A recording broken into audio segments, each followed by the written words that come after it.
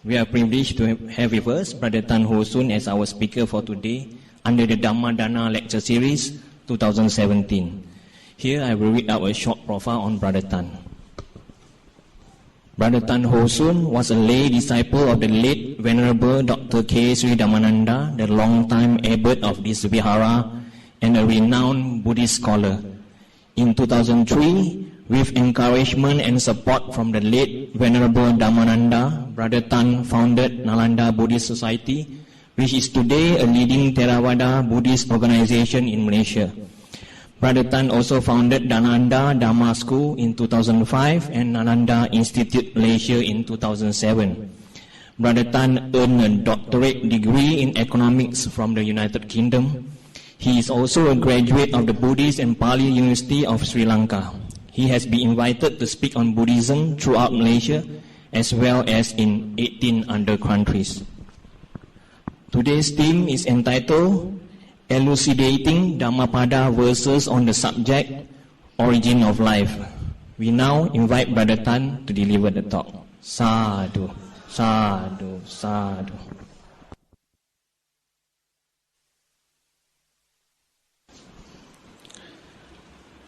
Brothers and sisters, to observe 5 precepts, recite Namo Tassa 3 times.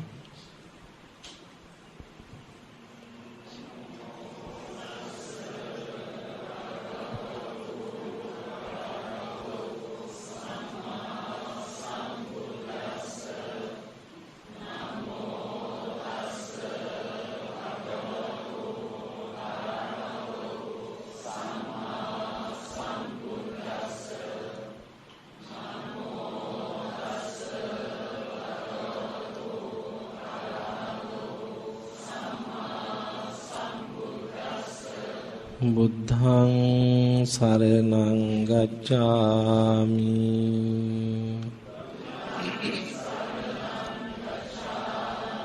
Dhammaṃ saraṇaṃ gacchāmi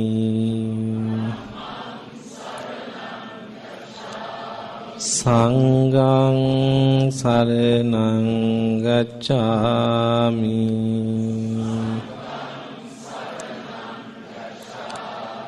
Dutiyampi Buddhaṃ saraṇaṃ gacchāmi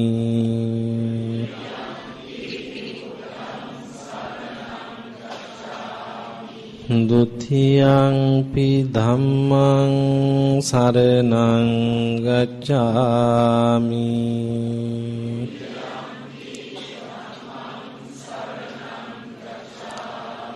Dutiyampi Saṅghāṃ saraṇaṃ gacchāmi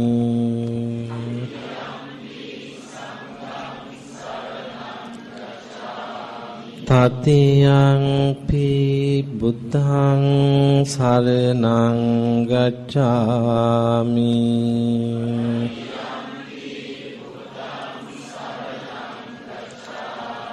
Tatiyampi Dhammaṃ saraṇaṃ gacchāmi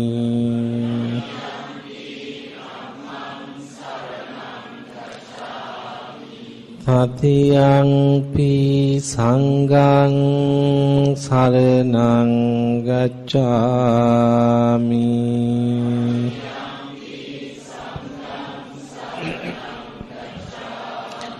Pānātipātā vīramani sikkāpadaṃ samādhiyāmi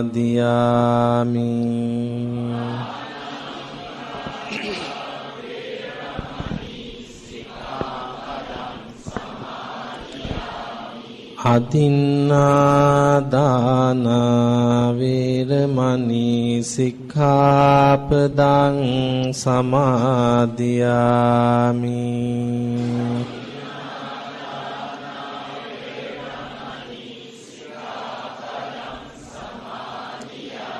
Kāmesu miccācārā vīramani සික්ඛාපදං සමාදියාමි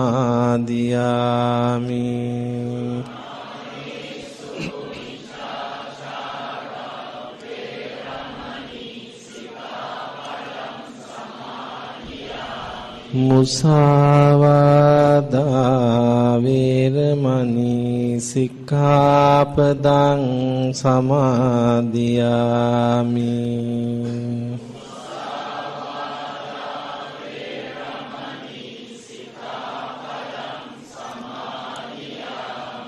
සුරාමේරය මජ්ජපමා දට්ඨානා වේරමණී සික්ඛාපදං සමාදියාමි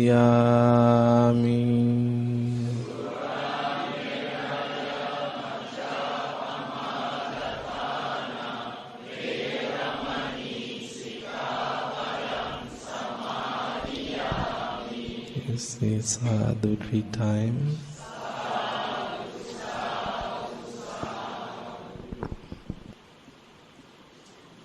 With permission, Bhante, Most Venerable Siddhidhamma Theru, dear Acharya Vijay Samaravikram, members, leaders of the Buddhist Mahavihara, dear friends, a very good evening, and thank you for coming for tonight's Dhamma discussion on the Dhammapada. I'm very glad to receive such a very warm welcome. It's good to come home. The last time I was here giving a talk was in 2009, 8 years ago. Coincidentally, it was also a Dhammapada commentary, and we had to have the talk upstairs because more than 400 people came for that particular talk. So I'm very glad to be back after 8 years, and I apologize for not accepting invitation in between because I was simply too busy with talks elsewhere. I thought Kuala Lumpur has many speakers, but other towns in Sarawak, in Sabah, in Johor, in Kelantan, they have fewer speakers. So I spend a lot of time traveling through smaller places, giving talks to very small groups. But I'm very happy to come and attend this series of talks when my teacher and mentor, Uncle Vijay here, called and said the Vihara wants to organize a special series called a Twin Combo. 2 speakers put in a package. It's like you come for one speaker, you get another. So it's a very irresistible offer. And he would do 6 topics, and I would also do 6 topics. So this will stretch us until June. And because it was from Uncle Vijay, I never said no. I said yes. And that's because also of the second person why I said yes. It was none other than our late venerable teacher, Dr. Kesri Dhammananda, who passed away 10 years ago. And in a few days, we are going to celebrate his 99th birthday. Had he been alive, we would be celebrating with him the 99th birthday in a few days' time. So, for the sake of our late teacher, whom on the way he passed away, I was also giving talk in this very hall, and I was standing here on this very spot. And the time he passed away, I was also in this hall giving a talk. And for the teacher and for our dear mentor, Uncle Vijay, we are very glad to be here tonight. And tonight also, we are discussing a very interesting collection of Buddha's sayings. Today we know it as the Dhammapada. So I do not have slides as usual. I don't use computer and slides, a bit traditional, a bit backward. But I have photocopied some paper, some notes, so that you have a good record that you can bring home. So I hope everyone has got a piece of paper, except myself. Can you indicate by raising your arm if you haven't got a piece of that handout?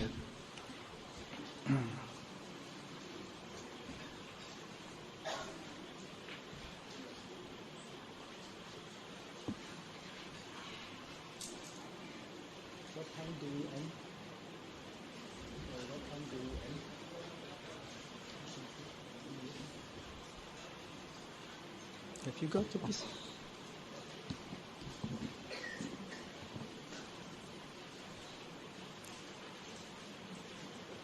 Yeah, and also the first row here, the first row here hasn't gotten copies. So can you keep your hands up and so that we can see?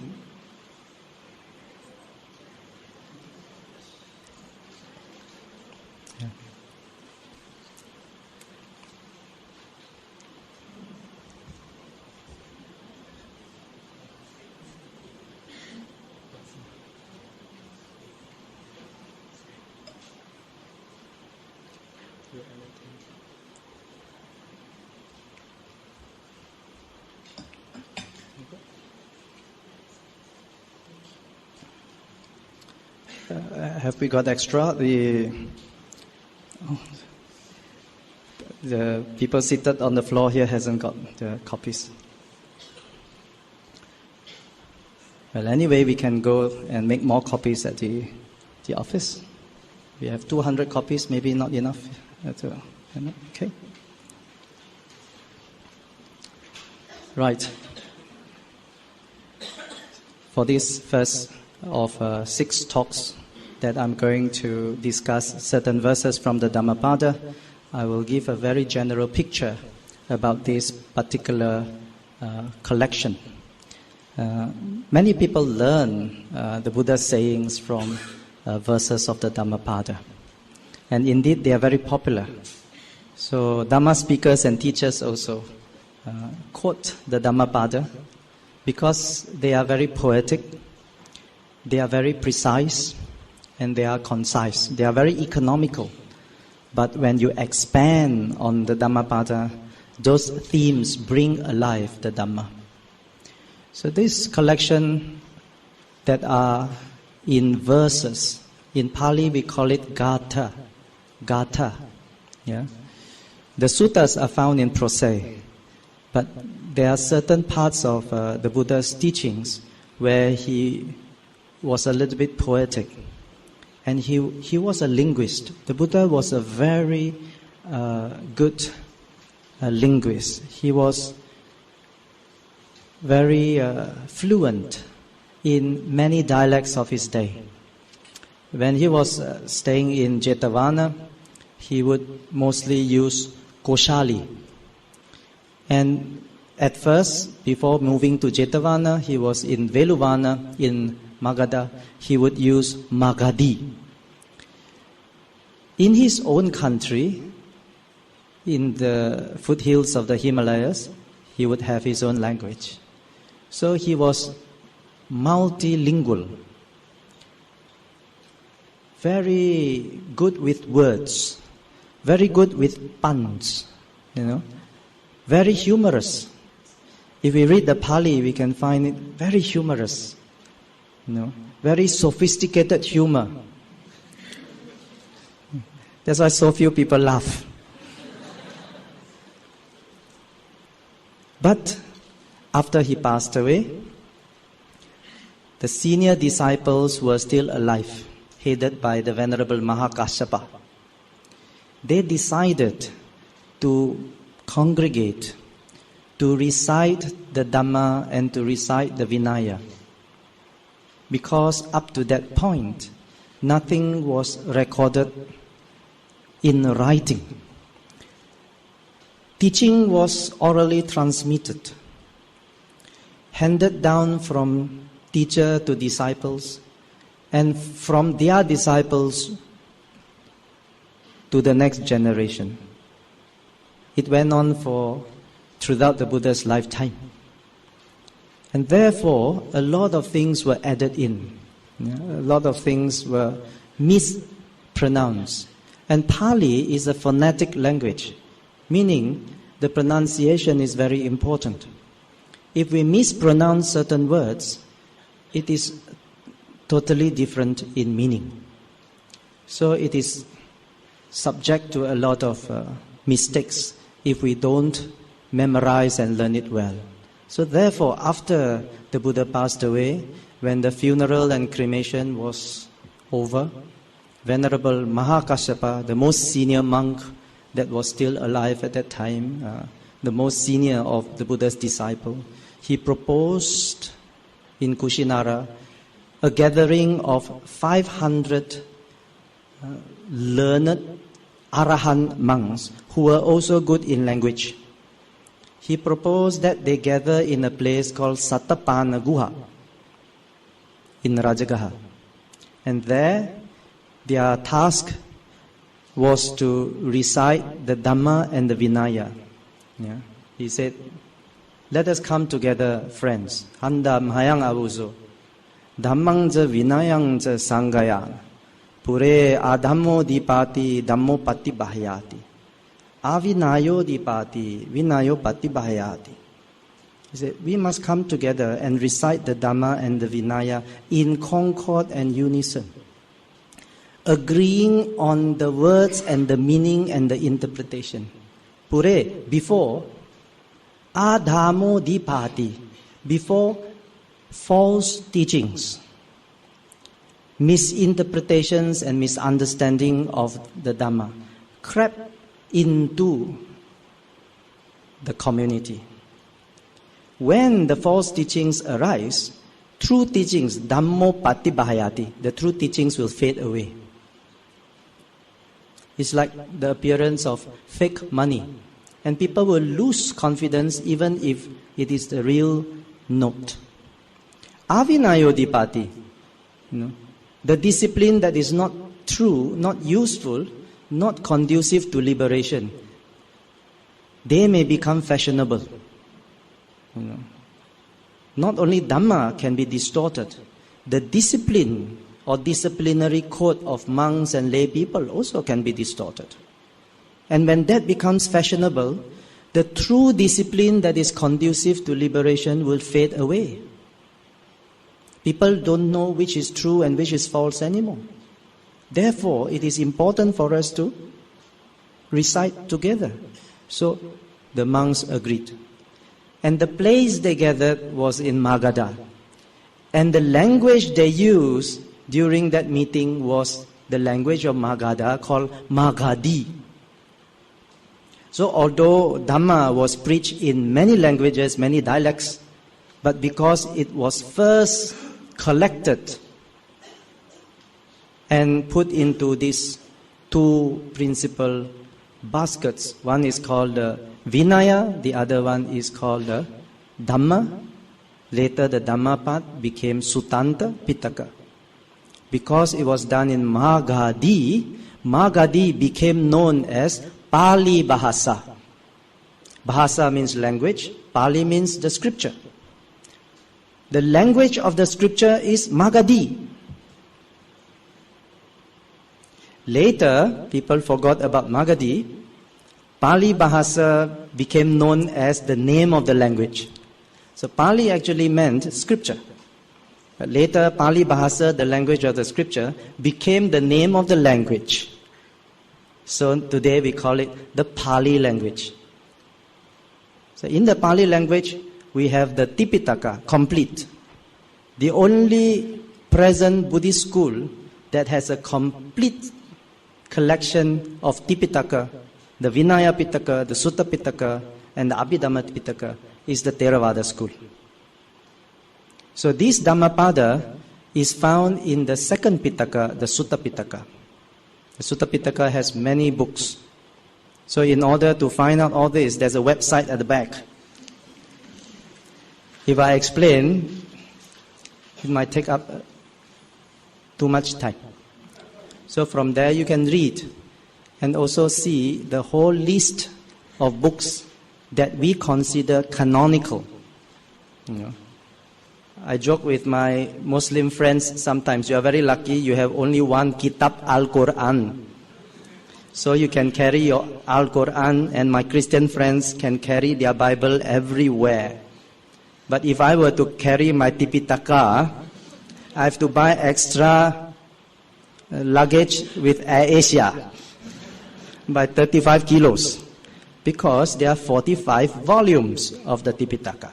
Compared to one volume of the Bible, the New and the Old Testament, compared to one Kitab Al-Quran, we have a vast collection of the Buddha's teachings. And not just the Buddha's teachings, but the teachings of his senior disciples such as Venerable Sariputta, Venerable Ananda, Kashyapa, and so on.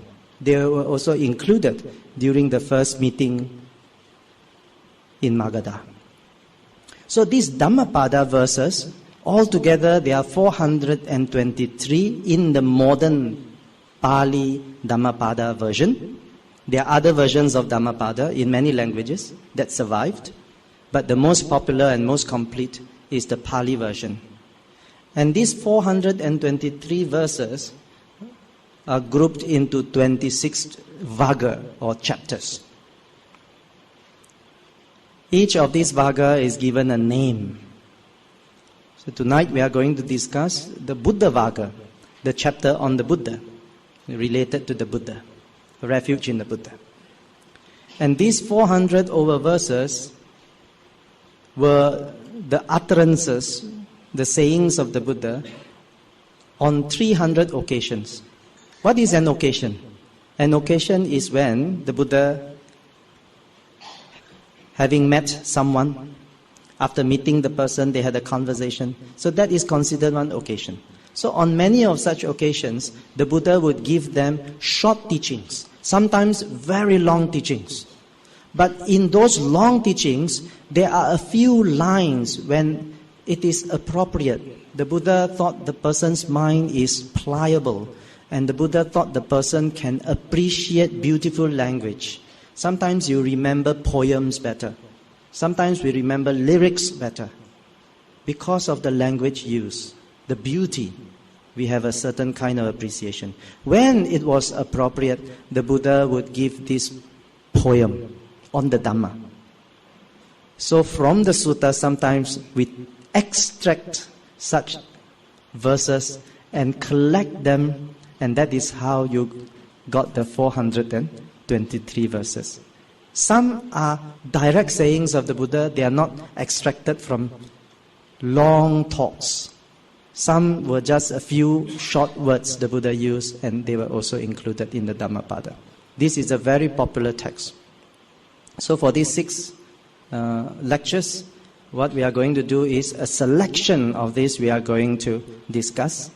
I have given the original Pali text and also the meanings of certain words, that is the vocabulary. So the next session you come back, we have a quiz. And the translation of those in English, those verses in English, is on the reverse page. So you can bring this home and learn it, memorize it, and realize it. Okay?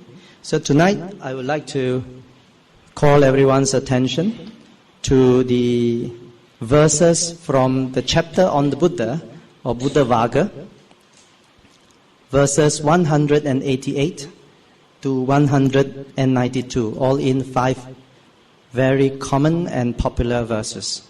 Okay? What we are going to do is to also learn how to pronounce the Pali, because it is very important we pronounce it properly. Otherwise, it turns out meaning something very different. Okay? And we will learn the meaning of these words and the Dhamma behind it as well. Yeah. Now, every of these verse or verses in the Dhammapada has an occasion.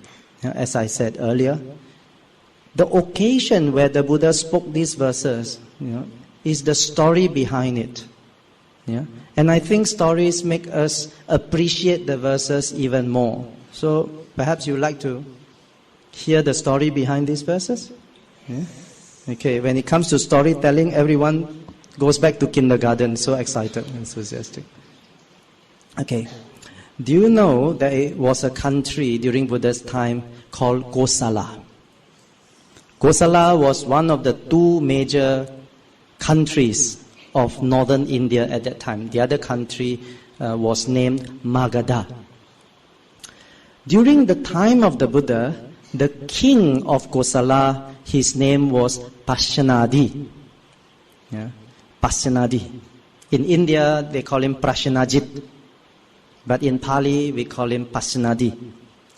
Pasyanadi became a king when he was just a teenager. Yeah? His father was a very successful king. Pasyanadi's father was Mahakoshala. And he expanded the kingdom to more than double its size. Kosala used to be one of the tribal kingdoms in the north. But during King Mahakoshala's time, he expanded it southwards, closer to Varanasi, closer to the Ganges River. And he was very skillful administrator. Yeah. And he was helped by very able ministers. Now, one of his minister, a counselor, we call him a spiritual counselor. You know, those kings in the past, they were very spiritual. Today, people are more material. They have political counselors, economic counselors, law counselors, what else? Illegal counselors to prevent doing illegal things. But those days, people have spiritual counselors and religious counselors. And his religious counselor was a Brahmin who was very famous. His name was Agidata. Agidata was very clever, and he advised the king very well. And everyone under that good administration felt very prosperous and happy. But when King Mahakosala passed away, Agidata, at that time, he was not old, but he decided not to serve the new king, Pasyanadi. He decided to retire from the court. So he asked for permission to renounce the worldly life. He gave away all his properties, gave it to charity. And he moved out of Kosala and went to the south and started to practice his spiritual cultivation, including meditation. Now, when he was the Brahmin, the religious counselor, he was already able to see spirits. Certain people are just able to see spirits. But when he retired, when he concentrated fully on his spiritual cultivation, he could see even more. His insight was also very strong. In short, he was a very spiritual person, and he was in touch with the spirituality, the nature that he was living in. And he attracted quite a number of students. There were many students that followed Agidata, and they also left home and stayed with him. When people came to Agidata asking for advice, he always told the people, you should go to the mountains. You mean leave home? Those days, leaving home is not fashionable. It was later fashionable during Buddha's time. But in the early days, people always feel bound by the home life. So he would advise people, your suffering cannot cease if you continue to maintain your lifestyle. You should go to the mountains. And they left, and they went to the mountains. And indeed, it improved. Others went to him and said, you should go to the forest. And they went, and their lives improved. Some, he advised, you should go to the pleasure parks. Pleasure parks is not like Disneyland, not like Legoland. Those days we don't have such lands. Pleasure parks means like Taman Botany or Titiwangsa Park, like that, pleasure park, gardens. Go there to do what? Get away from it, meditate, stay secluded, and so on. And they found their spirituality improved. So others, he advised to go to this shrine, go to that shrine, pay respect here, worship there. And they found great improvements. For what reason? Because this Brahmin, Aghidatta, was gifted. He was able to see, in that particular shrine, there is a spirit. That spirit likes certain things. If you go there and do this and say that and offer certain things, the spirit will give you some kind of protection. And because you are there and you get the protection of the spirit, you find yourself suddenly very happy. Why am I so relieved from my suffering? This is working. So he had that ability. And because of the efficacy of his advice, his following also grew. So he was able to see the spirits, and he was able to know certain characteristics of these spirits, and he gave the right advice to the people who came to him. One day, and this was after the Buddha's enlightenment, and he was in Kosala, in Jetavana monastery. As the Buddha was meditating early in the morning, this is what the Buddha always do, early in the morning. He saw far away Aghidatta, this old Brahmin. His mind, Aghidatta's mind, was actually very mature, spiritually very advanced, except no right views, no guidance. If he were to hear the Dhamma, he would be awakened to it. So out of compassion, the Buddha decided to come to Aghidatta's aid. But he suggested to his second disciple, Mahamoggallana, he said, you should go one day early. I will follow the next day. You go first to this place, see Aghidatta, just stay one day with them. I will follow up with the next day. Buddha had a plan. He had a vision. So Mahamoggallana went there one day early, maybe with Air India or something. And when he arrived at the community of Aghidatta's disciples, he asked to stay one night there. They were very reluctant to allow him. They say, we don't accept walk-in visitors staying with us. You can visit, but you can't stay with us. But he said, I'm also a monk. I'm not a householder. I'm a monk. Just like you have left home, I've also left home. So they consulted the teacher Aghidatta. Aghidatta saw Moggallana and said that this is spiritually very advanced person. He said, why not you go and stay at that place? There is a mount near where they were, and there is a small tree and a shrine there. So why not you stay there overnight? So Moggallana said, oh, there? Okay, thank you. Moggallana spent the evening there. Aghidatta knew, of course, guarding that small mound is a very ferocious spirit. This ferocious spirit didn't like Moggallana staying overnight at his territory. And in the evening, there was smoke and light coming out. And Moggallana, of course, had that psychic power. The Buddha had asked Moggallana to go. He had psychic power. So he also emitted smoke and light and smoke and light. So at night it was like a laser show coming from the smoke and light. Very modern, high technology, 2,600 years ago. The next morning, Aghidatta, first thing, said, let's go and see the monk, whether he's still alive or not. See whether he has been chased away by the spirit or maybe even killed by the spirit. When he went there, he could see, some of his disciples could see, not everyone could see.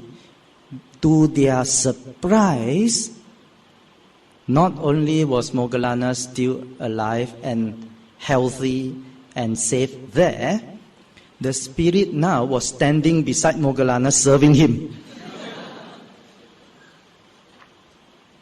they were truly impressed. This spirit, not simple, very temperamental. Very, very fierce and temperamental. Bad mood most of the time. Now the spirit standing and serving Moggallana. So, wow. At the moment the Buddha arrived. When the Buddha arrived, Moggallana saw the Buddha coming. He got up, arranged his robes on one side, and paid deep respect to the Buddha. And Aggidatta and the rest said, wow, this monk already very powerful. His teacher even more powerful than. That was the Buddha's way to let them have the seed of saddha, of faith. Sometimes people need to see that kind of, witness that kind of miracle in order to have faith. Why? Aggidatta, being an old Brahmin, was already enamored in his ways. Beliefs, concepts, ideology, philosophy, rituals. 7 generations of them were high-ranking Brahmins. We cannot let go of all those things. Not so easy. He needs to be impressed. And this is the ability of the Buddha and his disciples. No, I cannot levitate, otherwise we don't have to give this lecture already. It will be easier. But the Buddha was very wise and compassionate in his ways. Yeah. So after that, the Buddha was accepted by the community of Aggidatta and his disciples. And that was when the Buddha preached these few verses. Let us look at what the Buddha said. He said, Bahung ve saranang yanti pabbatani vanhani cha arama rukha chetyani manusa bhayata jitta. Yeah. This is the first verse. Let's go one by one. Bahung. Bahung. Yeah. Bahung be saranang. Now in Pali language, the pronunciation, when you see the third word, saranang, the M with the dot at the bottom is pronounced with the NG sound, like Malay NG, like Padang. We have the Selangor Padang. Or in a school you have Padang Sekolah. So it is the same pronunciation, NG. So it is pronounced saranang. Just like earlier we said Buddhang saranang gacchami, Dhammang saranang gacchami. Yeah? Certain dialects in India, they pronounce as saranam or sharanam. But in Pali language, we pronounce as saranang. So bahung ve saranang yanti pabbatani vanani cha. Now, when you see the first line, pabbatani, when you see the A with the bar on top, is simply a long vowel. It's A. Instead of A, it's A. So, pabbatani vanani cha. Arama rukha. When you have a double consonant like KK, both are audible. You can hear both. Rukha. And when you have ka, like KHA, the H is slightly audible. It's not rukka, it's rukha. Arama rukha chetyani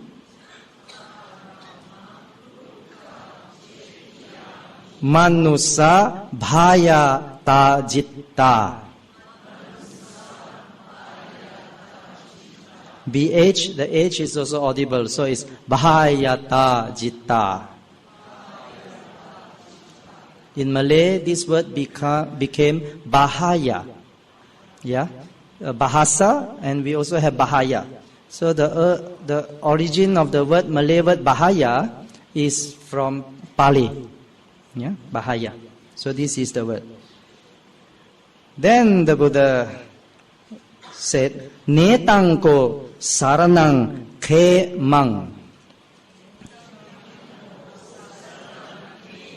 Netang saranang uttamang. In certain places, you can see the joining up of words. For example, the second one, Netang saranamuttamang. The U is joined to the M in front of saranang.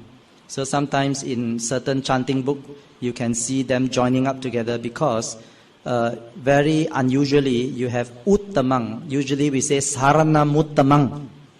You join two words together, saranamuttamang. It sounds much better. Don't ask me why I'm Chinese. Netan saranamagama sabbha dukkha pamucchati.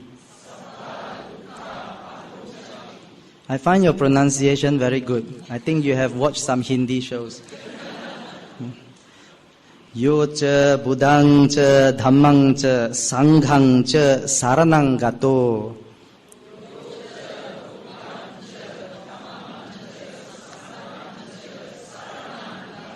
Chattari Arya Sacchani Samma Panyaya Passati Dukkhaṃ Dukkha Samuppadang Dukkassa ca Attikkamang Aryaṃ ca Athangika Magang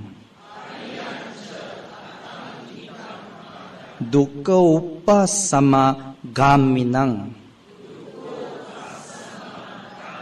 Etangko Saranang Khemang Etang Sarana Muttamang Etang Sarana Mahagama Sabbha dukkha pamucchati. Oh, very good. Yeah, well done. Yeah. Go back, do 100 times before you sleep. Because it was so important that after Buddha recited these 5 verses, Aggidatta saw the Dhamma, and so too his disciples. Few hundred people saw the Dhamma just by listening to these few verses. It struck them, and immediately they asked the Buddha for ordination. All of them became the disciples of the Buddha. Not long after that, the Buddha continued to teach them about the proper way of meditation according to the Noble Eightfold Path. All of them became arahants. So this is why it is very significant to learn the Dhamma well. So what is the meaning of these verses? Why are they so striking to Aggidatta and his followers? The meaning is such. Well, luckily we have the translation in English at the back. Bahungve saranang yanti Pabbatani vanani cha arma rukachetyani manusa bhayatajita. Manusa, men. That includes we men. Human. When human beings are stricken by fear, they want to free themselves from this fear. So they want to seek out a refuge from fear. Do we have fears? What do we fear? For students, you fear tests and examinations. Yeah. For people who are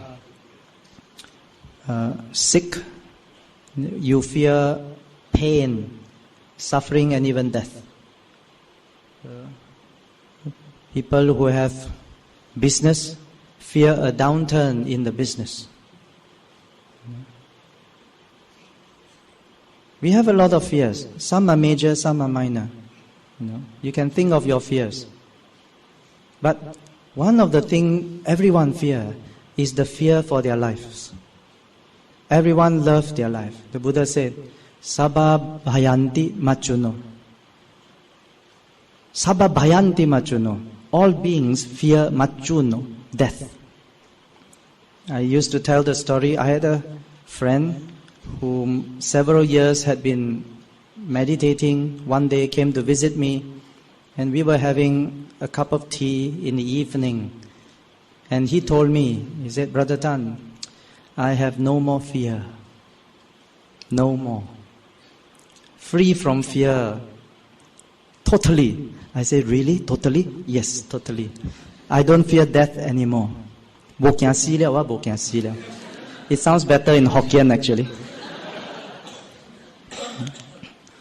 So I was asking him, what was your practice and when did you see that you are free from fear and so on. So it was very interesting. On the way back to the car, we were walking downhill slightly. And he was standing on the outside, I was standing on the curb. And while walking down, I heard a screech. A van was turning the corner, coming down very, very fast.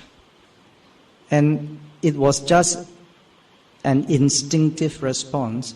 I grabbed his arm and pulled him in. And the van still passed by his other arm by a mere 4 or 5 inches. And in Hokkien, I saw his face, bin che che. I don't know how to say in Sinhalese, but basically it means very pale. And he was stunned because imagine the van coming at high speed and passing you just 4 or 5 inches. You basically feel shaken. And for a few moments he was just, composing himself. And I asked him, are you okay? He said, wow, ha si wa. Ha si wa. Chua tan bo ha si wa. I thought just a few minutes ago, it's like that. Buddha said, Sabba bhayanti machuno. All beings fear death. At the point when we think we are dying, we also miss all the things we have accumulated in life. All your accomplishments, all your properties, all the material things, whether important or not, you cannot take a single thing with you. You know that. All the people you love, you are not able to see them anymore. All the things you want to do, you don't have a chance to do it anymore. So at that point, there's a lot of things that assails the mind. But people don't have to come to that point of near death to experience deep fear. I know of people with a lot of fear. If no major issues, minor issues also can cause a lot of worries, a lot of anxieties, a lot of unhappiness. Some people even fear unhappiness itself. What if one day I'm no longer happy? I know of a person who has a very loving husband who supported her in all material needs. And in her own words, she admitted she had a very charming life. But she had a very deep-seated fear to the point of anxiety. And what was her fear? Her fear was, what if one day I'm not happy anymore? You can be unhappy when the conditions for you are perfectly fine. And this happiness and unhappiness actually arises in one's mind. So in the mind, when we have ignorance, we will have suffering. It is not the external conditions that cause as much suffering as the mental condition. So when human beings have all these kinds of fear, we want a way out.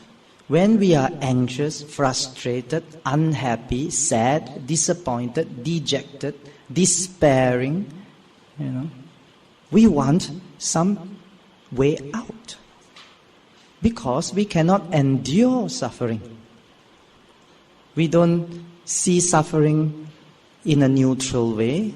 We don't see suffering in a positive way. Most beings see suffering in a negative way. Correct or not?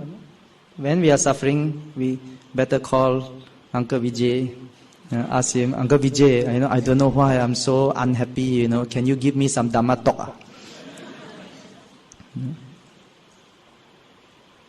We don't have a good relationship with suffering. We have a negative relationship with suffering. So therefore, we want a solution, a way out. And what do people do? Aggidatta advised people to go to the mountains, to go to the forest, to go to the pleasure groves, to go to the trees, to go to the shrines. These are the 5 things mentioned here. Pabbatani vanani cha arama rukhachetyani. The Buddha used it figuratively. In modern society, people still do that. When we are fearful, we don't go to a physical mountain. We search for higher powers. We want to go and find out some higher powers to help us. Mui angkong, mui sin. I don't know how to translate to English. Rely on the divine. I want divine help. So when people are fearful, they go to the temple, they go to the church, they go to the mosque, depending on what they believe in. They go to Tokong, they go to Bomo. They want some extra help. So this is figurative, pabata. They want something solid because they find in their life they cannot handle that unhappiness. And they go some to vana, seclusion. This society is giving me a lot of stress. I want to go away into seclusion. So some people, they go to retreat. Some people go to the seaside, spend some time alone. That is vana, seclusion. Some go arama. Arama means pleasure grove. From the word ramati. Ramati means to find pleasure. So they go holiday. You are so stressed already in KL. What do? Every day have to face with the traffic jam. So many people crowding here, crowding there, cannot find parking. Lunchtime have to queue to get a table, have to wait to be served.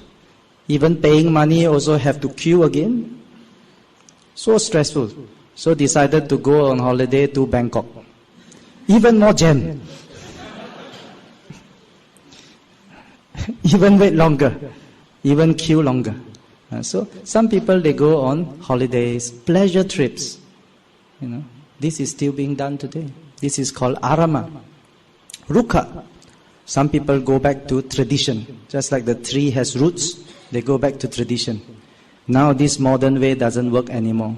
Let's go back to our traditional way. What did my previous bosses do? What did my teachers do? What did my grandparents do? What did our ancestors do?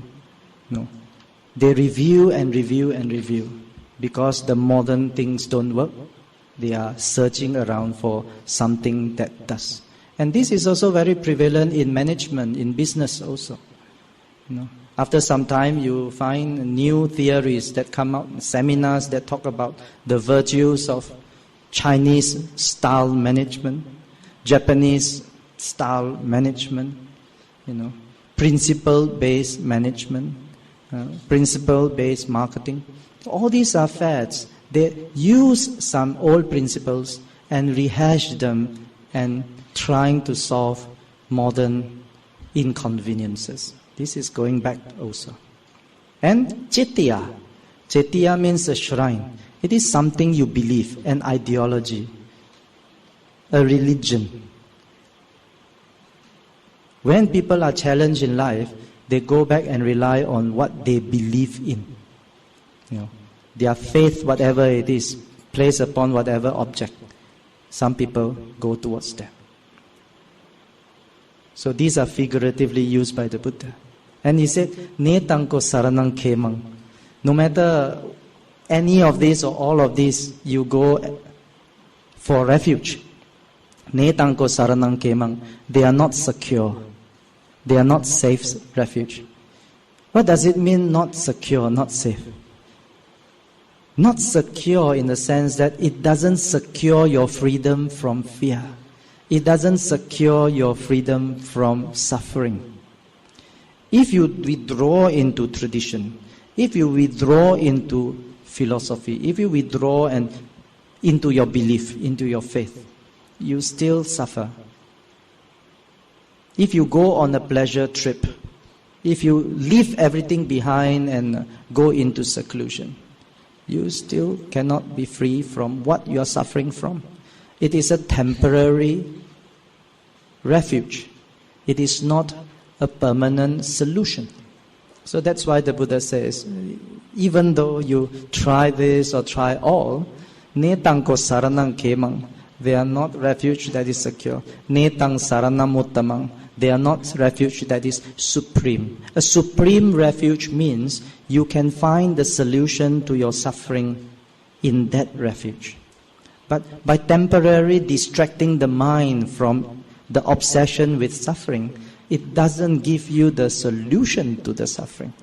It is a distraction from the obsession of suffering. So therefore, these things are not giving supreme comfort and security to anyone. Can you see the Buddha's point? Yeah. He said, Netang saranamagama, not by going to such refuge, sabba dukkha pamucchati, you can free yourselves from all dukkha. Sabba means all, dukkha means dukkha. I sometimes find it difficult to translate this word dukkha. Sometimes you can translate it as physical pain with a small d. But sometimes dukkha with a capital D means more than pain and suffering. It means the unsatisfactory condition that we face as long as we live. That whatever things we have built upon, whatever things that we cherish and love, they are subject to change and decay and disappearance. That is called viparinama dukkha. Viparinama means due to change, things are so impermanent, you will find no satisfaction in it eventually. Yeah. For example, your new car. When we bought it, very, very satisfied with it. After 10 years, it was an ex-new car. It doesn't give the same kind of feel when you go inside. When you sit, it sinks. It doesn't support you very well. The steering doesn't respond that well anymore. You have to yank at it. You know, when it was new, wow, one finger also can drive. Now you have to ask your wife also to help you turn the steering. You have four-hand driving. It doesn't feel the same. It has changed. Friendship also changed. You know, relationship changes. So friendship that give you a lot of happiness, one day give you a lot of sorrow. So it's not just object, it's not just material things. Even things that are immaterial, not material, non-material, they also change. So this kind of unsatisfactoriness is also called dukkha.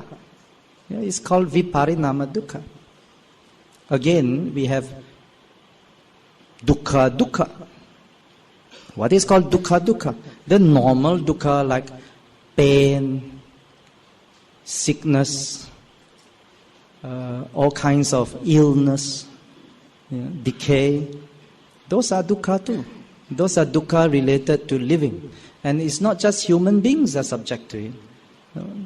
So living beings are subject to all this dukkha. And then you have sankhara dukkha. It doesn't end with death. It goes on because the forces that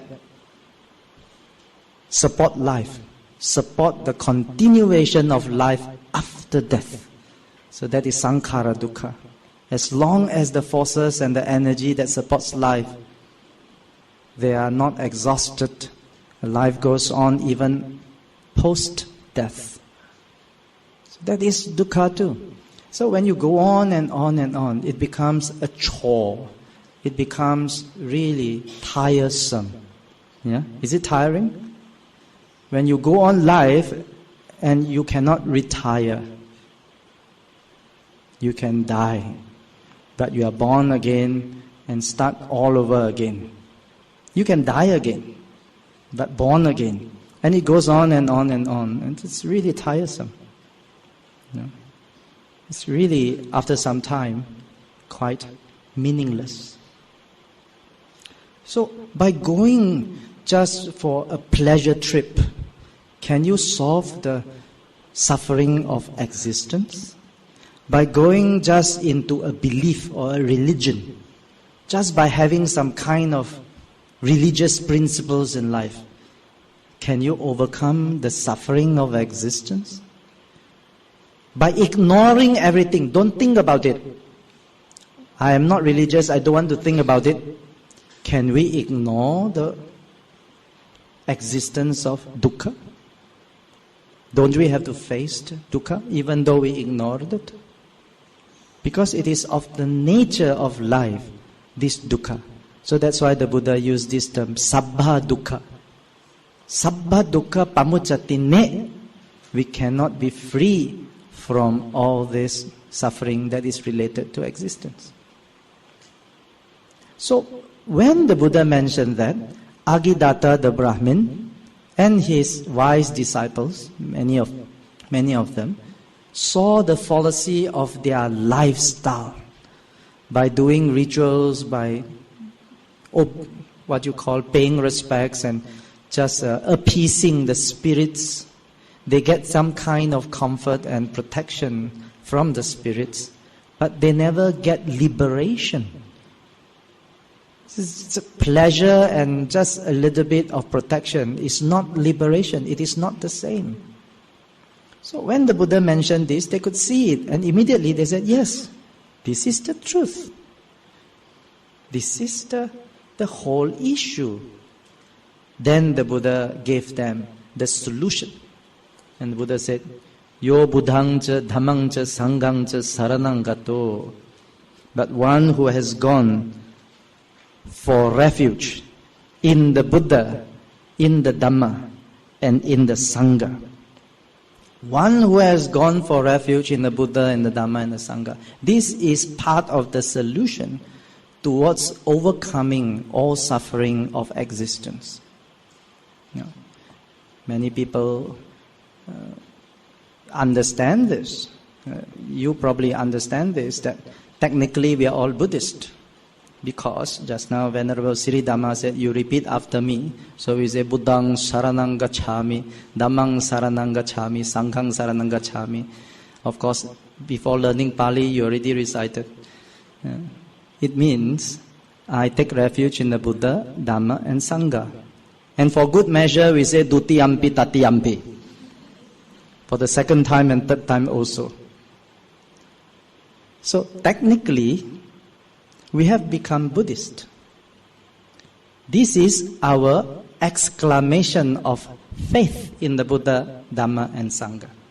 This is the exclamation of our intention to take refuge in the Buddha, in the Dhamma, and in the Sangha. This is the exclamation of seeking refuge and guidance in the Buddha, in the Dhamma, and in the Sangha. So it's at the same time an exclamation of saddha, of faith. Secondly, it is an exclamation of our intention. And thirdly, it is the exclamation of acceptance. Now I'm accepting the Buddha, the Dhamma, and Sangha as my guiding principles in life. So this taking of refuge has this threefold meaning.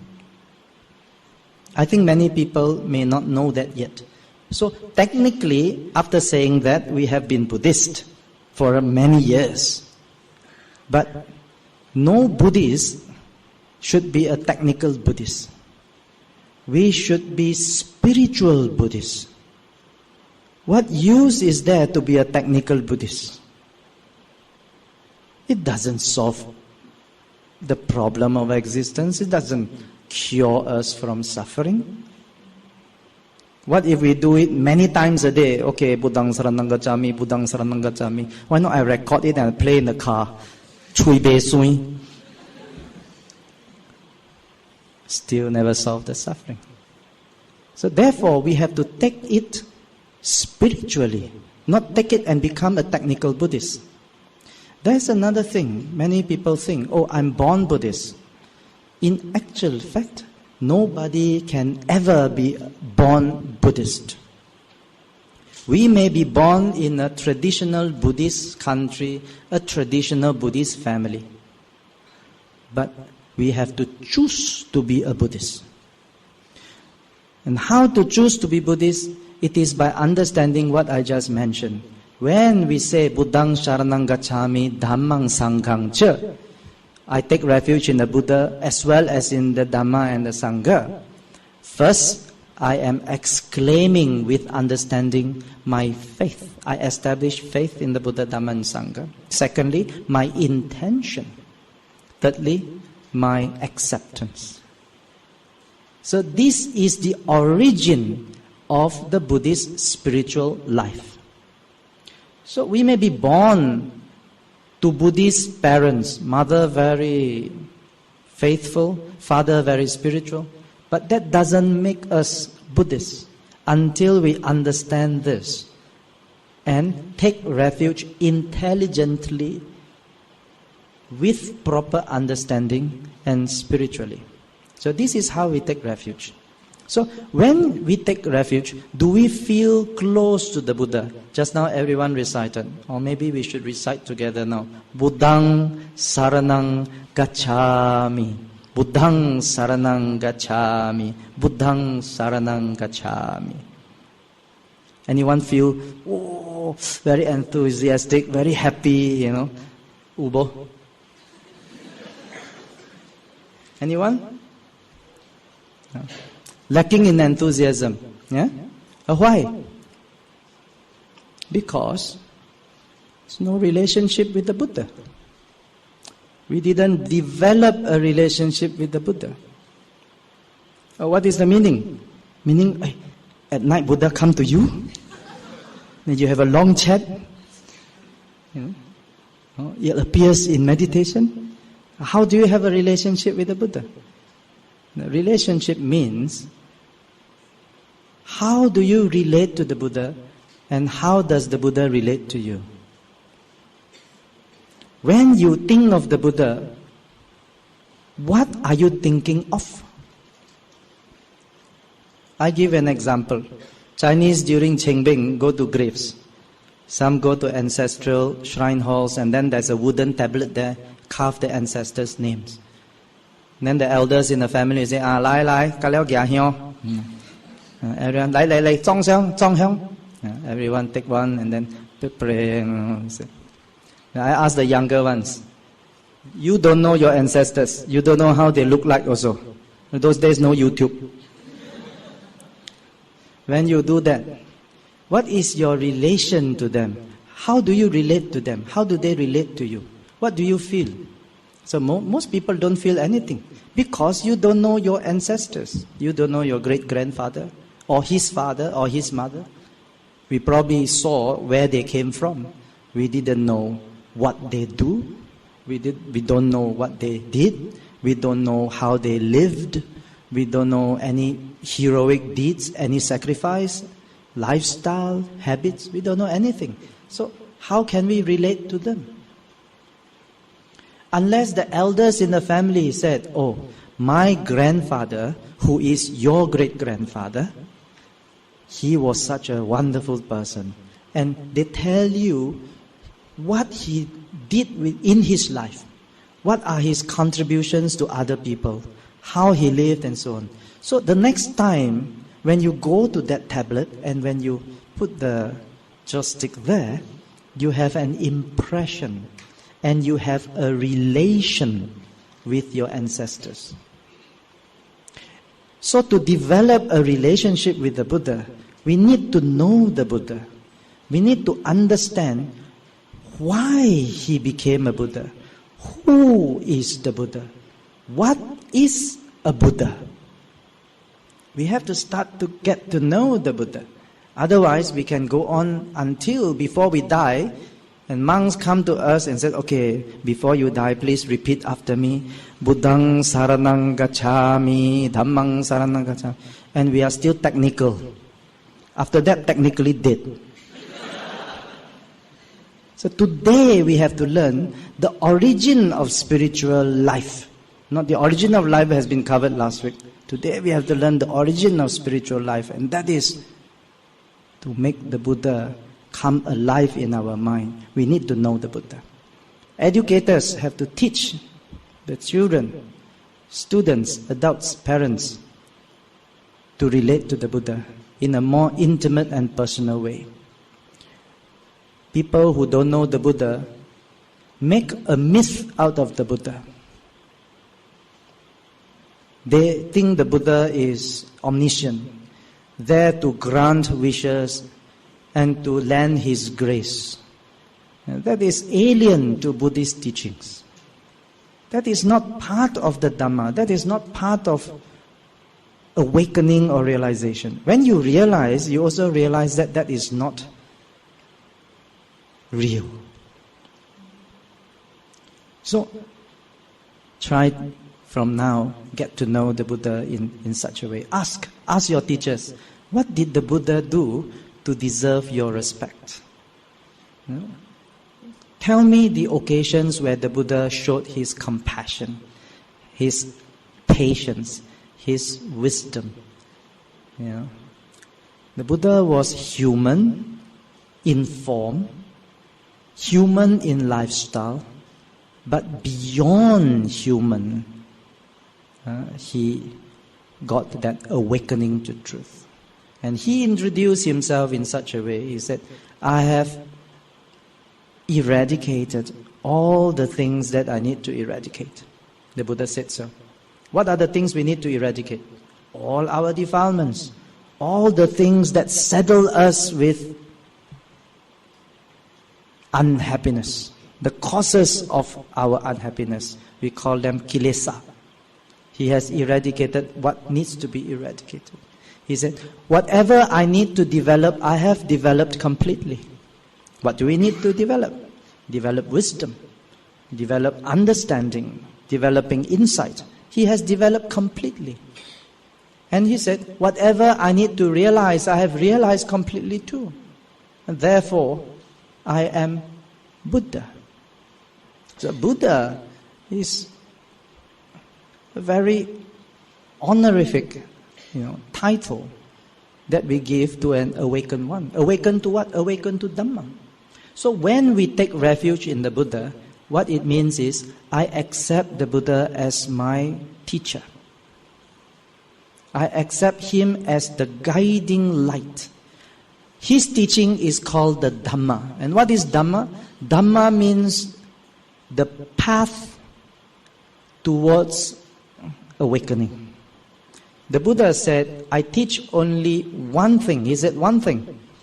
Not 3, not 5, not 16, or not Tipitaka.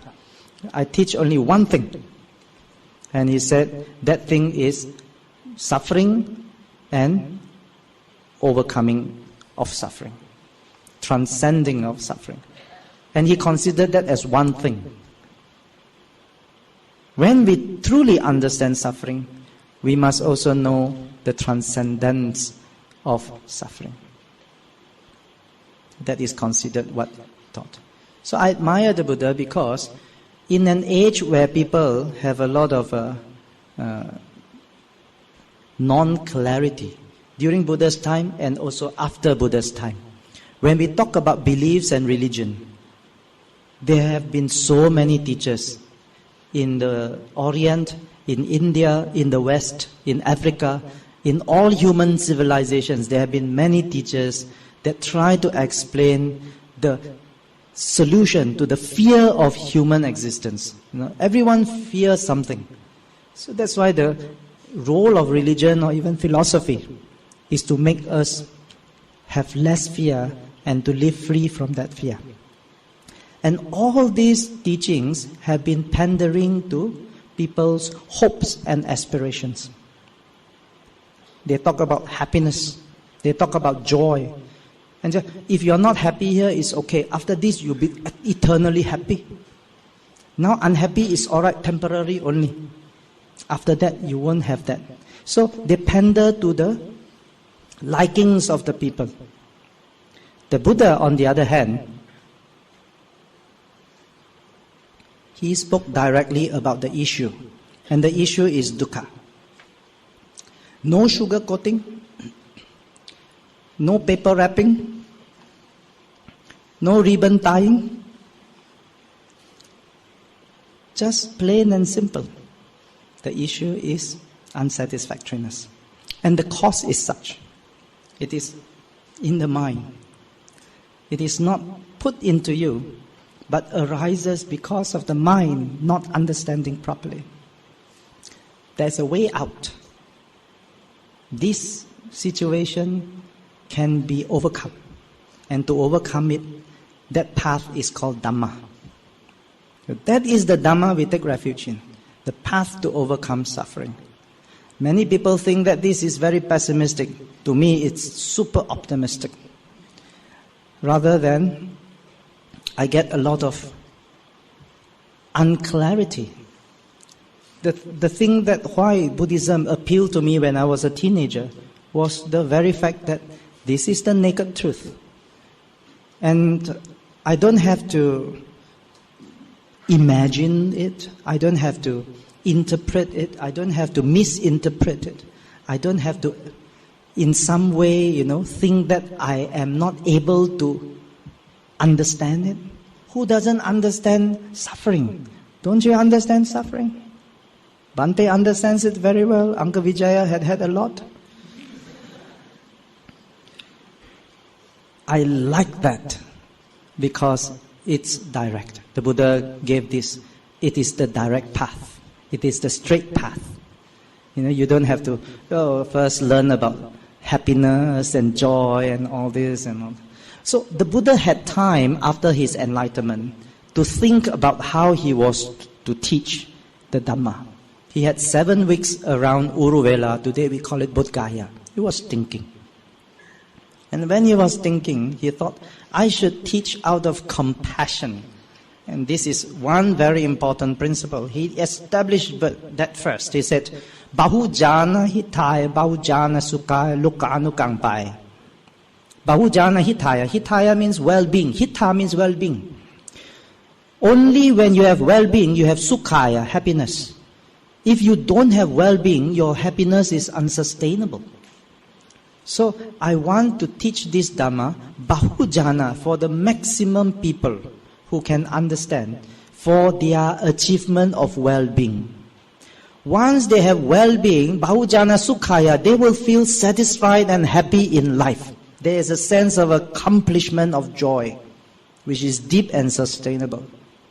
And why do I do that? Lokanu Gangpaya, out of compassion for the world. This was the first principle. In the Buddhist flag, this is symbolized by the first color, blue, nil.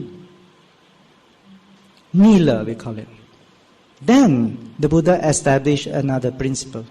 Whatever I teach, the way of practice and the goal of practice is simply purity. That's why he emphasized the purification of the mind. Sachitta pariyodapanang, the purification of the mind. The way of practice towards achieving total purification is to purify accordingly, stage by stage, gradually purifying. Freeing ourselves from the defilements of cruelty, wanting to harm or hurt or kill other beings, from greed, wanting to own, wanting to possess, wanting to grab from other beings, of unbridled passion, wanting to enjoy life and do not mind harming other beings. So one by one, all those things, purifying is the mode of practice. The objective of practice is purity. This is what he established. In the Buddhist flag, this is symbolized by the color white, the second strip, white. When one practices that way, you start to get the blessing of wisdom and insight. That is symbolized by the color red. When we get wisdom and insight, Vijja Udapadi, we have discernment. We have wisdom that allows us to go beyond the mundane, worldly view of things to the supramundane achievements. And that is symbolized by the color orange in the Buddhist flag. And after that, it is total brightness. He said, Panya Udapadi, wisdom is accomplished. Vijja Udapadi, liberating wisdom is accomplished. Aloko Udapadi, total enlightenment is accomplished. This is the last strip of the Buddhist flag. So the Buddhist flag is actually iconic. It symbolizes the principles of Dhamma. Why the Buddha teach? It's out of compassion. And what he wants to emphasize, it's purity. And how to achieve purity is by following the Eightfold Path. And what is the result of following that path? Insight, wisdom, and liberation. That is freedom from suffering. So this is the Dhamma. So when we take refuge in the Dhamma, we have to have a basic understanding of all those things mentioned. Who understands the Dhamma? Who understands the Dhamma? The Sangha does. Now Sangha here doesn't refer to just any monk or any nun. The Sangha that is meant here, the object, the third object of our refuge, means people or beings. Not just people, but other beings also can understand Dhamma if they have the requisite wisdom. So, beings that understood the Dhamma, that have attained to any level of enlightenment, they are included in this Sangha. So when the Buddha said, Buddhaṃ ca Dhammaṃ ca Sanghaṃ ca Saraṇaṃ gato, by going to the refuge in the Buddha, in the Dhamma, in the Sangha, we have to understand these three things first. Yeah. We also have to understand the meaning of sarana. Sarana doesn't mean real, just go for protection. Buddha protect me, huh? I give you apples every choyat sabm. Not to mention flowers also. Yeah. So that's exchange program. You give me your protection. Buddhas don't give protection. In Sri Lanka, we have before you part, you have this Buddhu Saranai. Yeah. Devi Pahitai. Correct, Bhante? It's from the Pali. Buddhanang Saranang. Devanang Patita. That is a parting saying in Sri Lanka, Sinhalese. He said, refuge under Buddha. You take refuge under Buddha, but the deities protect you. We have to understand that. The Buddha doesn't grant grace. The Buddha doesn't grant protection. The Buddha is teacher par excellence. The Buddha is teacher supreme. He said, Tumhe kichang atapang akataro tathagata. Tathagata means the Buddha, how he addressed himself. He described himself as akataro. Akataro means teacher. I'm the teacher, or I'm the doctor, but the health belongs to you. For example, when we are sick, we must go to the right doctor, the right specialist, not the bogus one. Not the economics doctor cannot cure you. You see? When we go to the doctor doesn't give us health. The doctor doesn't grant us freedom from illness. The doctor gives advice, and the medicine, advice is like medicine. We need to consume that advice, meaning to follow that advice, to do as the good doctor says. And soon, with the requisite conditions, we are free from that illness. That is proof of the doctor's efficacy, the teaching or the advice's efficacy. This is the effectiveness of the doctor, the effectiveness of the medicine. This is the effectiveness of the Buddha, the effectiveness of his teaching. But health was never granted by the Buddha or the doctor. We have to understand that. So many people misunderstand and therefore think that it is not effective. So we fall back to the first stage where when we are frustrated and in fear, we go for all kinds of remedies, so-called remedies. We even go for beliefs. So a person who has understood will keep this refuge unbroken. Some people, they keep this refuge, but it's broken. Meaning to say, when they're Buddhist for some time, after that they cease being Buddhists. They have broken. They have abandoned this refuge and they have latched on to some other kinds of beliefs. So their refuge is broken. Some refuge are unbroken, meaning from the day they understood and became a disciple of the Buddha. We are all disciples of the Buddha with understanding, with proper knowledge, with proper attitude. And you can keep that unbroken, and that is of great, great merits. So I have resolved that from the day I became a disciple of the Buddha, I shall keep my refuge unbroken until I die. So during the Buddha's time, there were also many lay people who professed faith in the Buddha and said, I shall be a lay disciple of the Tathagata, of the Bhagavan, until I die. So that is the profession of faith of an unbroken refuge. So this is one thing we should strive for, an unbroken refuge. The second thing we should strive for is called a rooted refuge. Some refuge taking is not rooted properly. They are unrooted. Some are rooted properly. What is the difference? Rooted in what? Rooted in proper understanding and proper investigating. Rooted in proper practice and proper realization. That is rooted refuge. Unrooted means 唔知啊，人哋叫我咪咁樣做啦。我唔識㗎，人哋講㗎，邊個講師傅講㗎。It's unrooted in understanding.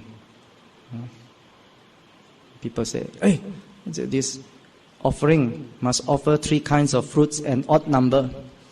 Then I ask, why you must have 3 colors and odd numbers? 我朋友講㗎。My friend said, they said, why you use your friend's brain? Time to use ours. See? We use other people's eyes. We use other people's mouth. We use other people's brains. It's time to develop ours so that we are rooted in the proper refuge in the Buddha, Dhamma and Sangha. We have to understand. When we understand, we free ourselves from superstition. Sometimes we think, oh, this is all superstition. But when we make an effort to understand, oh, I see the rationale, I see the reasoning, and I see the wisdom behind it. Now I understand. Now, striving this way makes our refuge more and more rooted. So the second thing we should strive is to make rooted refuge taking, not unrooted. The third thing we should strive in taking refuge is striving for unblemished refuge. There are 2 types. One is called blemished. Second type is unblemished. What is the meaning of blemish? Blemish means defiled. Blemish means impure. Impure means mixed with things that shouldn't be there. Mixed with what? Superstition. Mixed with false teachings, false beliefs, pseudo beliefs, pseudo teachings. And this is very common in the community. In the Theravada school, we also have many kinds of beliefs that are not taught by the Buddha. In other schools of Buddhism also, we have other kinds of beliefs. So generally, Buddhists are seen to be more superstitious than other religious groups. Why? Because our refuge is not properly rooted in investigating and realizing, and also blemished. So, to really free ourselves from suffering, to really understand the Dhamma, we have to make our refuge going unbroken, properly rooted, and unblemished. These are the three standards. So, just now we mentioned, what is the meaning of Buddha? What is the meaning of Dhamma and Sangha? Do you have any relationship with the Buddha? Get to know the Buddha. Get to know the teacher. When we get to know the teaching, you can see that his life is the teaching. When you get to know the Buddha, you can see that the life of the Buddha is the Dhamma. And when you see the Buddha, your Dhammang pasati so mang pasati the Buddha. When you see Dhamma, you see the Buddha. Your Buddhang pasati so Dhammang pasati. You can see the Dhamma in everything he did, he said, and he thought. Then we have a very intimate and respectful and reverential relationship with the Buddha. The next time when we say, Buddhang saranang gacchami, we feel it already. Feel from the crown down to our heart. Suffuse ourselves with a lot of joy. When we do that, there is a certain accomplishment in that. That is the beginning of your spiritual life. When we say Buddhang saranang gacchami, sukho, sukho, sukho, sadhu, sukho, susukhang vata jivama. Oh, happy, happy, happy. Like that. Not pretend to be happy. But real happiness. Just by saying that. And imagine before you pass away, and you already developed that, you already accomplished that. Before you pass away, either you remind yourself or others remind you, just take refuge. Yeah. You say inside, Buddhang saranang gacchami. Enough to suffuse the whole body, despite the pain and illness. You can have pain, but it is besides the feeling of joy. Because we can have pain at the same time joy. You see? So, the joy is a mental quality. The pain which is physical doesn't affect the mind and disturb the mind at that moment. And you die properly as a Buddhist. Accomplished Buddhist. And this is the goal for this life. So towards the goal, we call it practice. Every day we practice like that. Every night we say, Buddhang saranang gacchami. Okay, tonight I don't feel anything. But tomorrow morning when we get up, we say, Buddhang saranang gacchami. I don't know the Buddha enough yet. Get to know. Know more and more and more, and then we can see the Dhamma. And one day when we say, maybe a few years down the line, we say, Buddhang saranang gacchami. And we feel exceedingly peaceful, serene and tranquil. And you wonder what happened. It's a good feeling. Why? Because it has started to take root. That refuge is unblemished. Not impure, it's pure. This is the power, this is the blessing now. You feel it. You see? So a lot of people, they ask for blessing. Bante, bless me. Bante, bless me. Got Buddha relic or not, bring up, bless me also. Can I sit somewhere? Can you chant one particular sutta? Can you chant it 108 times? Can you tie the string around here? Can you put my hand? Can you sprinkle water? Maybe pour. Manusa bhayatajita. Human beings stricken by fear. But asking this, asking that. Netang ko saranang kemang. They are not refuge that are safe. Netang saranang uttamang. They are not refuge that is ultimate. Understand that. Yo buddhang cha dhammang cha sanghang cha saranang gato. By going to the Buddha, Dhamma and Sangha, properly with understanding and wisdom. Chattari Arya Sachani Samma Panyaya Pasati. Understand what he taught properly, also with wisdom. What did he teach? Chattari Arya Sacha, the four truths. What four truths? Dukkang, unsatisfactoriness of life. Surely there is unsatisfactoriness. But what is the cause of unsatisfactoriness? It is this unbridled greed we have, aversion, of anger, of ignorance that cause a lot of torture to ourselves and others. We want to be free from suffering.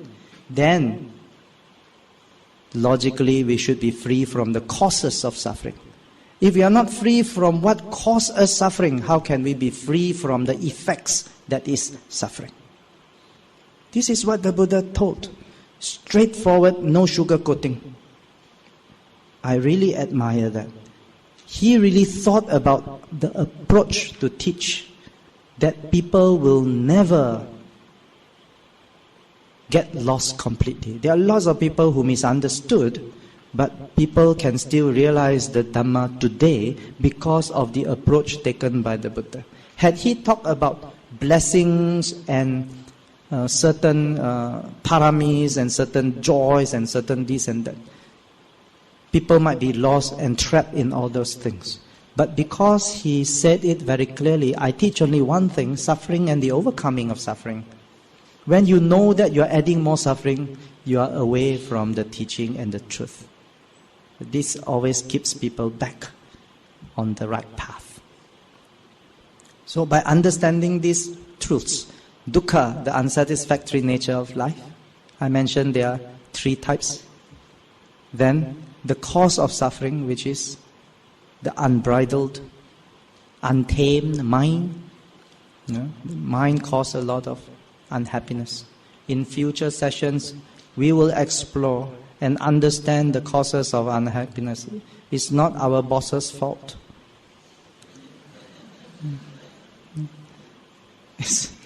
It's not fault that we should be finding. It's cause that we should be finding. It's not who is right and who is wrong. It is what is truth that we should be establishing. Who is right, who is wrong is a matter of opinion and condition. Knowing what is truth is the result of wisdom. So in future sessions, we are going to explore more of this.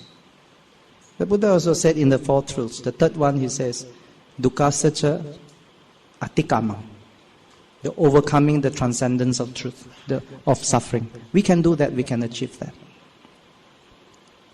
This suffering can be overcome when the causes of suffering are abandoned. Dukkha upasamagamina, which is this Noble Eightfold Path that leads to the complete appeasement of peace, of total peace, of no more boiling in the mind, of no more api yang membara, api yang membakar, api yang menderitakan kita. I don't know how to say in Sinhalese. So all this darita, all this samsara, all this dukkha, we don't have to continue. There is a way to the appeasement of all these things. And it is not by appeasing spirits. It is not by going to a particular place. It's not by reciting a particular mantra. It's not by sacrificing, burning, bathing, or drinking, or tying, or whatever we think of without rootedness in wisdom, whatever think of which is blemished. But when we free ourselves from all the unnecessary, the essential emerge. And that essential is just the 8 factors, the noble factors. We can see and understand properly. And then the Buddha says, this etang ko saranang kemang, this is the proper refuge. It is safe and secure. Etang saranang muttamang. This is supreme refuge. Etang sarana magama, by going to such a refuge in such a way, sabba dukkha pamuccati, all suffering is attenuated, all suffering cease, all suffering is overcome. So this is the meaning of what the Buddha said to the Brahmins. And today we have this beautiful record on this occasion where the Buddha preached to the Brahmin priest, former priest of Mahakoshala, Agadatta, his name. And he understood. And he said, okay, enough. All these things that I have been carrying in my mind, I understood. Because he had the requisite wisdom. And the Buddha saw it in him. That's why the Buddha traveled all the way and sent Moggallana a day ahead of him, in order to help this group of beings who has the requisite wisdom. And they have, besides requisite wisdom, one more thing. Requisite goodness. They are good people. They uphold morality.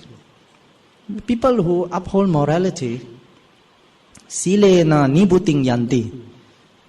With sila, with morality, if you are good people, if you are a virtuous person, you are much closer to Nibbana. Meaning that you can understand the Dhamma when it is being presented. You see. So, they have all this requisite wisdom and requisite goodness. So do many of us. Many of us have that too.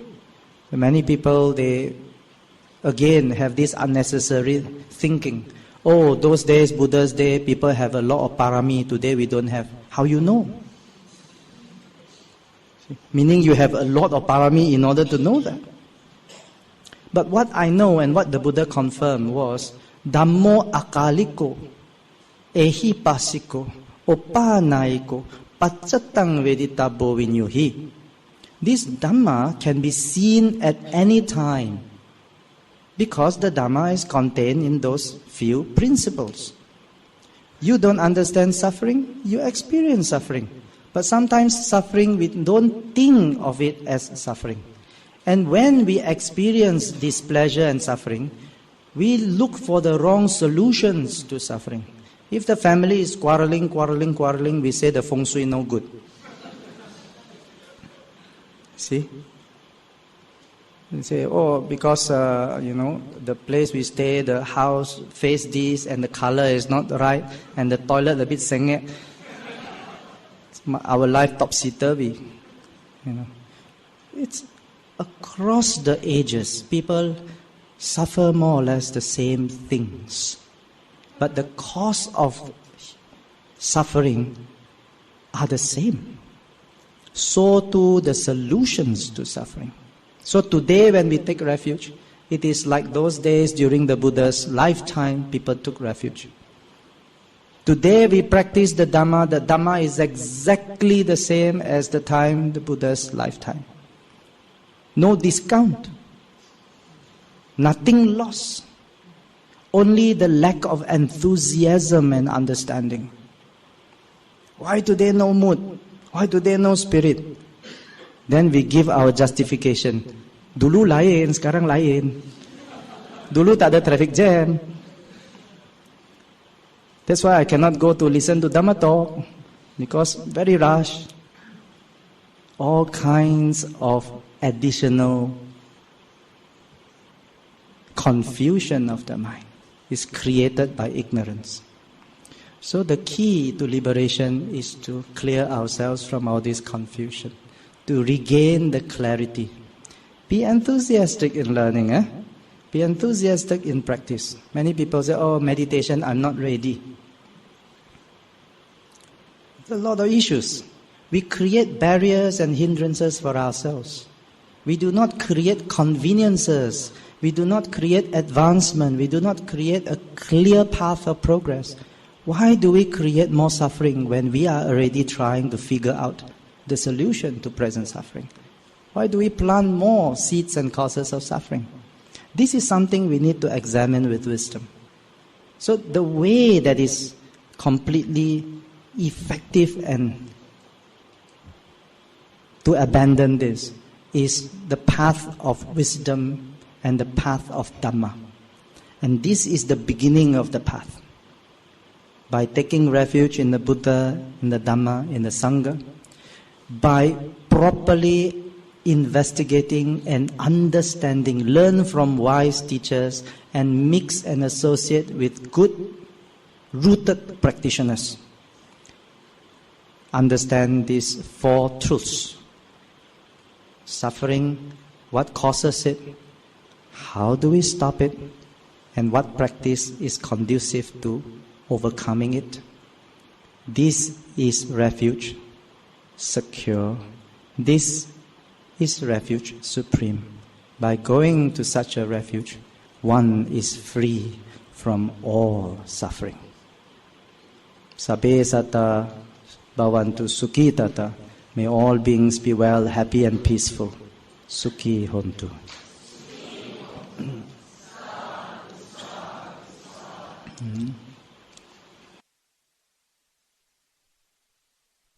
Right, please come forward.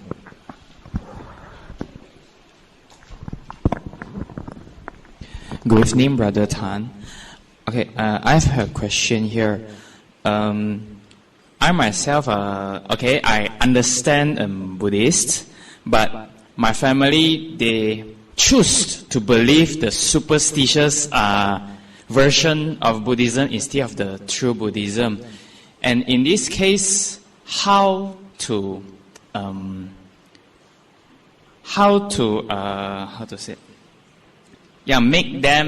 make my families to believe in the truth, to believe in the truth instead of still attaching to the superstitious version of Buddhism. Thank you.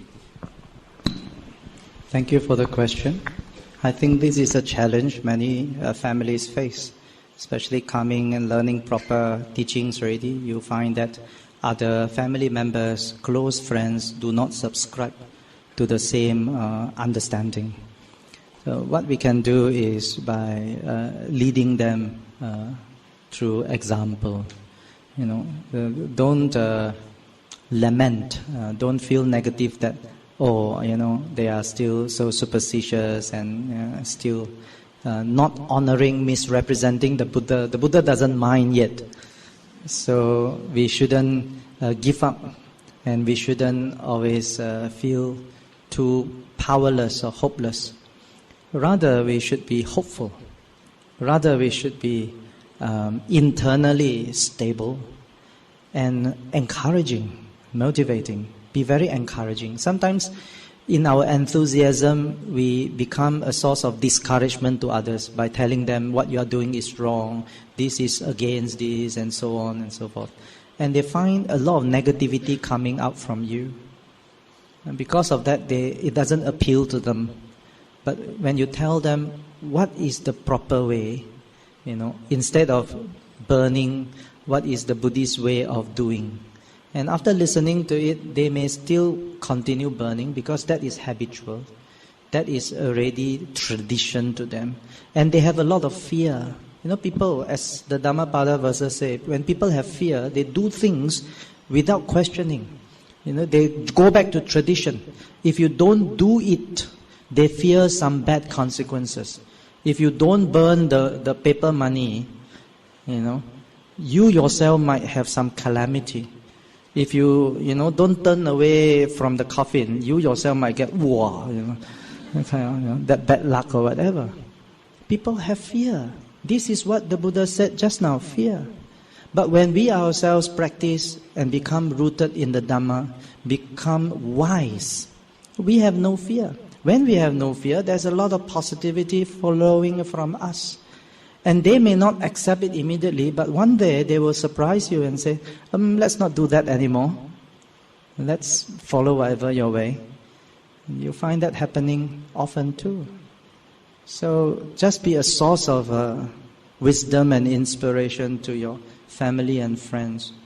Let us, don't condemn, but guide. Yeah. So be patient as well. It's not to say it is not effective. Whatever I say doesn't seem to rub onto them. But it takes time. It takes metta. It takes khanti, patience. And it takes aditthana, which is determination. And at the end, it takes upekha, equanimity. When you have such good qualities, who doesn't want to follow you? See, it works that way. Yeah? So this is how Dhamma works. Okay? Keep it up. Keep it up.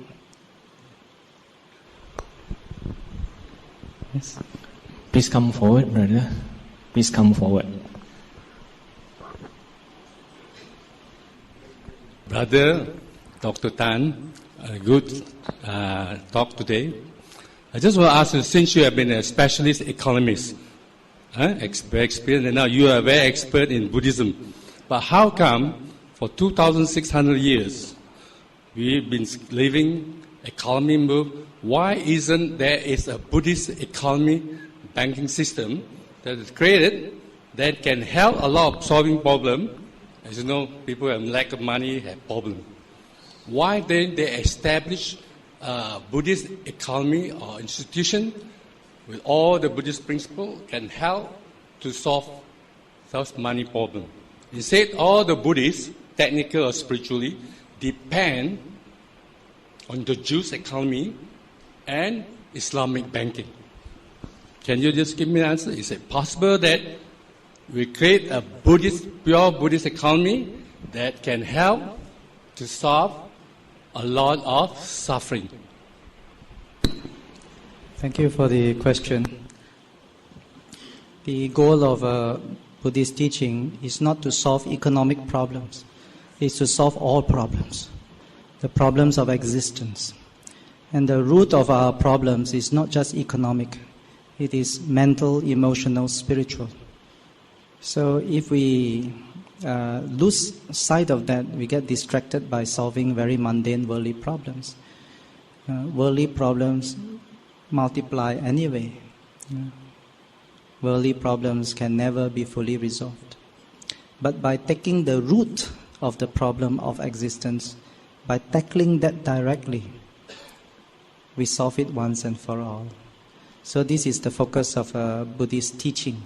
It is not to introduce a governing system in politics, not to introduce an economic system to promote wealth. It is not to establish a military system for one's own protection or expansion. Anyai labupanisa, anyai nibbana gaminin. This is the Buddha's answer. All those that we think we want to protect, promote our community, grow our numbers and so on, it's called worldliness. Anyai labupanisa, this is the path to gain. Gain this, gain that. Gain power, gain authority, gain majority, gain wealth. One direction to gain, anyai nibbana gaminin. The other path to liberation. So the Buddha taught that path to Nibbana instead of that path to gain, worldly gain. And this is why we don't have the economic system or political system and so on. We do have principles, but we don't establish into a system. The principles is just be contented. And once you have the parami, you may earn a lot. Use your wealth wisely to promote the well-being and the happiness of as many people as you can help. And this is the principle. So we don't make it a system. I hope that satisfies your curiosity. Okay? Thank you.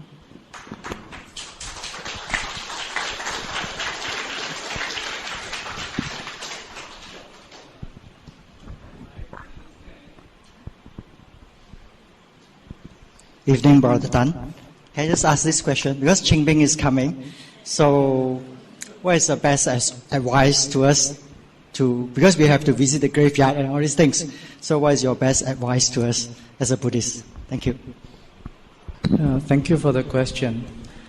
The Buddha's advice to us, relatives, whether you are sons and daughters or nieces and nephews, is your duty is not finished just because your parents or your elders or your family members have passed away. We still have a duty towards people who have passed away. And in order to help them, we dedicate merits to them. Rather than believing in superstition or just adhering to tradition, we have to apply wisdom and understanding. The proper way of helping them is by doing something that is wholesome, that is punya karma, in a skillful way, kusala karma, and dedicate that merits, that wholesome qualities to our departed relation by wishing them freedom from strife, stress, and suffering. For example, even if I'm alive, during birthdays or New Year's, some of the students are very kind. They say, Brother Tan, today, your birthday, we keep 8 precepts. We practice wholesomeness, and we dedicate merits to you. That helps me too. That helps my spiritual appreciation. That increases, enhances the joy and the faith. And then this is really helpful. So I thank them. I say, thank you very much. This is how we can do to our departed relatives as well. Do something wholesome. Do a donation to a school or a child or an old person or an institution, old folks home or orphanage or a Buddhist center. Build schools, Sister Bodhi mentioned upstairs need donation. Go. Give more. Give more and give willingly and give joyfully.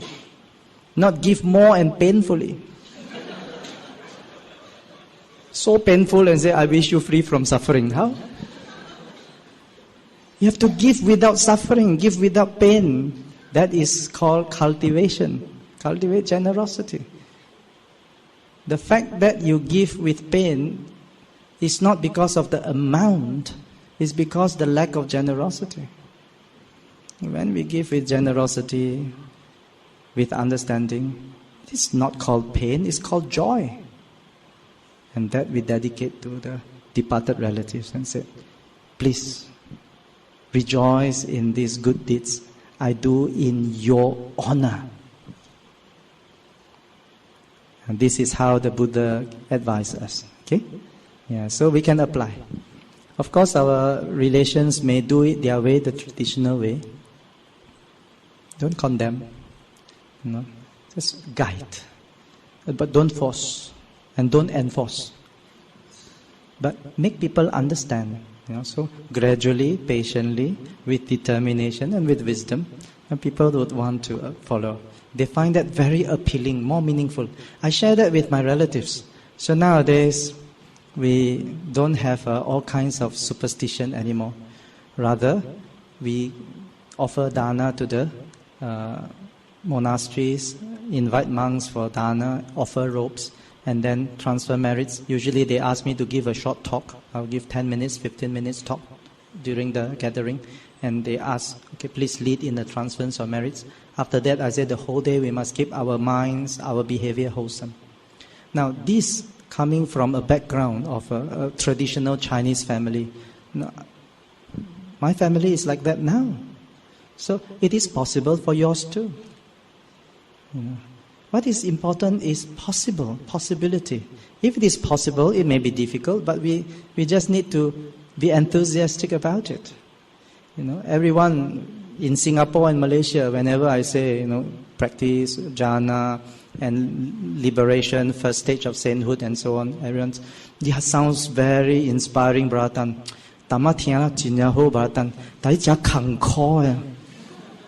It's very difficult. This is the first hindrance we put. Every time we hear something possible, we put ourselves down. Nobody stopped us but ourselves. Nobody failed us but we have failed ourselves. We should think of the possibility and embrace it with enthusiasm. Of course, it requires some effort. But we can do it. The key is it's possible. If it were impossible, the Buddha said, I wouldn't ask you to do it. The Buddha sees things clearly, possible and impossible. The Buddha told the monks, the impossible one, I didn't even bother to tell you. But whatever I told you, meditation, liberation, is possible. So why not you do it? So similarly, we should not put ourselves down unnecessarily due to ignorance and due to habit. But when we hear something that is inspiring, keep the inspiration and keep growing it. That is the key to liberation. Okay? So in this sense, we can all promote more understanding among our relatives and friends by being a source of positivity in our family. So with that, I'd like to end tonight's session by thanking Bhante for sitting through with us, Brother Leslie, and all our friends that come from near and far. And thank you for being here and so supportive and so warm. I'll see you the next time. Sukhi Hontu.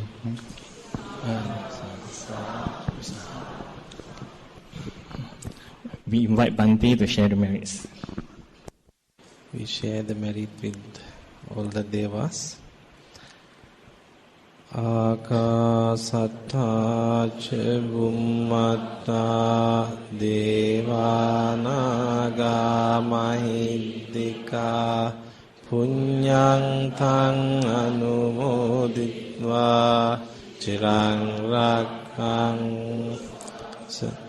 Akasatta ca bhummatta devanaga mahiddhika punyang thang anumoditva chirang rakhangtu desanang Akasatta ca bhummatta devanaga mahiddhika punyang tang anumoditva chirang rakhangtu mang parangti.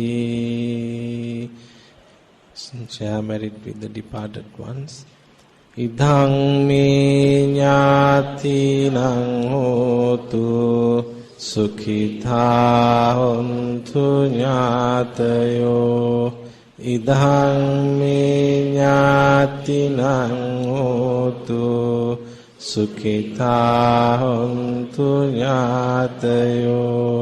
Idhang me ñātinang hotu sukhitā hontu ñātayo. Sadhu, sadhu, sadhu.